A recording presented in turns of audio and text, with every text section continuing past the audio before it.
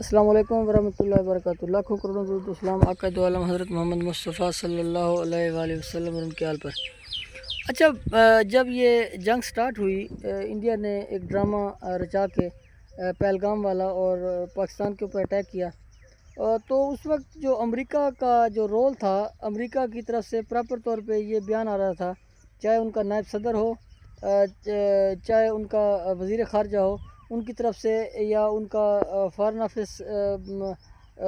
ہو، وہ ان کی طرف سے جو ایک بیان آ رہا تھا وہ پراپر طور پہ یہی آ رہا تھا کہ ہمارا اس جنگ سے کوئی لینا دینا نہیں ہے، بلکہ صدر جو نائب صدر ہیں جے ڈی وینس، وہ بھی یہ بات کر چکے تھے کہ ہمارا اس جنگ سے کوئی تعلق نہیں ہے۔ انہیں یہ پتہ تھا کہ انڈیا اس وقت ڈومینیٹ کر رہا ہے، اور وہ مسلسل اس چیز کو نظر میں رکھے ہوئے تھے، اور ان کی یہ کوشش تھی کہ اگر پاکستان حملہ نہ کر پایا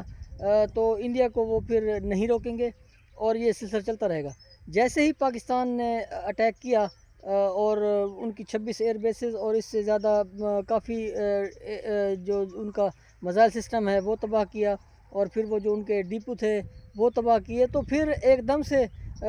امریکہ کا جو رویہ ہے، امریکہ کی جو ٹون ہے وہ چینج ہوئی، اور امریکہ ایک دم بیچ میں آیا اور اس نے کہا جی صلح کریں اور سیز فائر کریں۔ تو میں سمجھتا ہوں کہ وزیر خارجہ نے جب دیکھا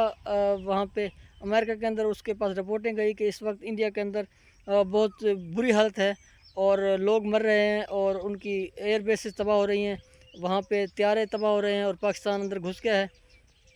تو اس نے پھر پاکستان کو فون ملایا۔ اور میں سمجھتا ہوں کہ یہ فون پہلے انڈیا کی طرف سے امریکہ کو گیا، تو پھر پاکستان کی طرف جب فون آیا تو نہ ہی وزیر اعظم مان رہے تھے، نہ ہی نائب وزیر اعظم اسحاق ڈار صاحب مان رہے تھے، اور نہ ہی آرمی چیف مان رہے تھے، بلکہ وہ یہ کہہ رہے تھے کہ ہم نے مودی کو ابھی سبق سکھانا ہے، ہم اس کو اچھے طریقے سے اس کی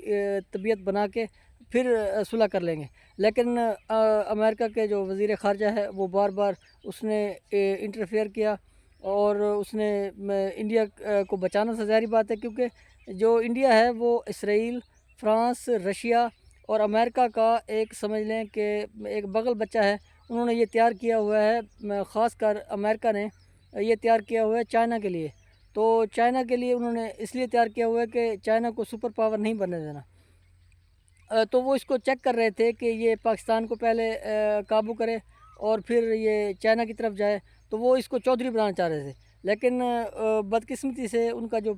پالا پڑا تھا وہ پاکستان فورسز سے اور پاکستان کی عوام سے پڑا تھا، کیونکہ یہ ایک ایسی عوام ہے، یہ ایک ایسی فورس ہے جو کہ موت سے ڈرتے نہیں ہیں، بلکہ موت کو ہنسی خوشی گلے لگاتے ہیں۔ تو پھر امریکہ کو یہ پرابلم پیش آیا کہ اگر انڈیا اگر بیٹھ گیا، یا انڈیا اگر تباہ ہو گیا، تو پھر ہمارا ایشیا کے اندر اور کون بچے گا، کیونکہ باقی تو بھوٹان ہے، نیپال ہے، اور چھوٹے چھوٹے ملک ہیں، وہ ان میں سے کون سا ملک ہے جو وہ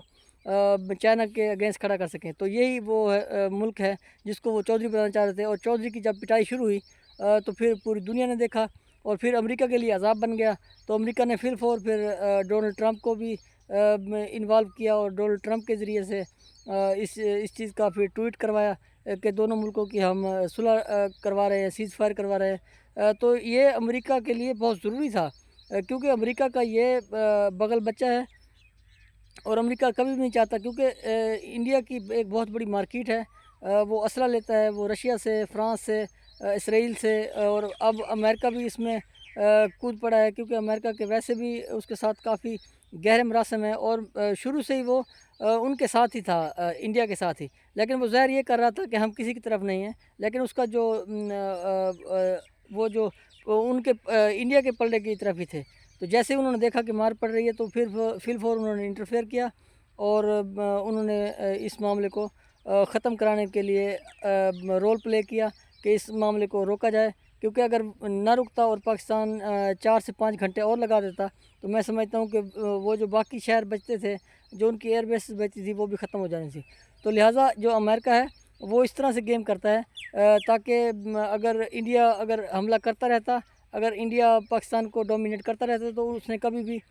پاکستان کو بچانے کے لیے نہیں آنا تھا۔ جیسے ہی پاکستان نے حملہ کیا تو پھر وہ بھاگ کے انڈیا کو بچانے آ گیا۔